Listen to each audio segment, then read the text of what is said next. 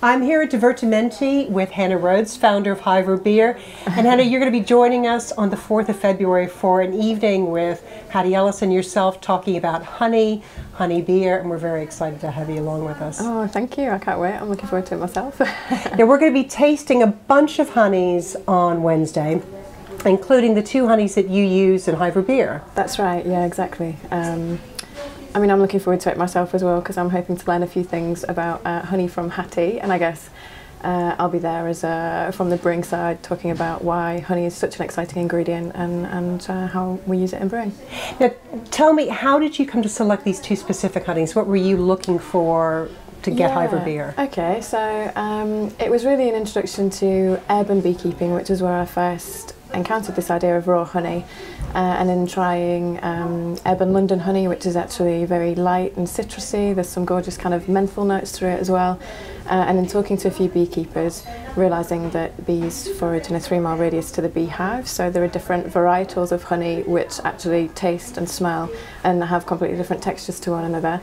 All of a sudden, from a brewing perspective, that becomes quite exciting as an ingredient, and so sort of then went on a journey, so to speak, of trying different honey varietals and experimenting them with in trial brews for what I hoped would be Hiver, which launched then a few months later.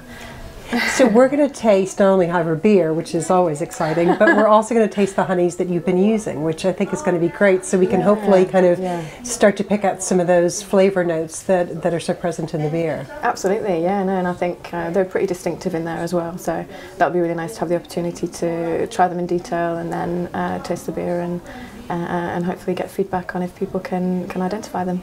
And we have another very special thing, because you're going to be bringing along this, which is your new baby. Yeah, it is. Tell me about your ale.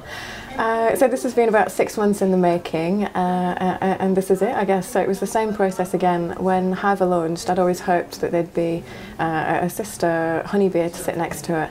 And I'll talk about the blonde, which we can see here being a blonde beer, and what that means as a beer style. But obviously there are thousands of beer styles out there, and the idea that different honeys would work and complement different types of malt, and normally malt will be roasted for different amounts of time as well to give you more biscuit flavours, chocolate notes, or sort of in the case of a blonde, perhaps something a bit more crisp and sort of lightly malted. So I'd always hoped that a brown ale would be a great beer style to kind of experiment fermenting with honey with. And so yeah, it's been 6 months in the making. It's not yet launched, and so this will be a great opportunity for a sneak preview. And so we get to taste it before it's launched, which is so exciting. Just have to be kind. We'll be very kind. That will not be hard to do if it's anything based on its sister. Well, Hannah, thank you so much, and we look forward to seeing you on the 4th at Divertimenti on Marylebone High Street, along with Hattie Ellis, author of Spoonfuls of Honey, for lots of honey tasting and honey beer tasting. Great, thank you. Likewise. Thanks.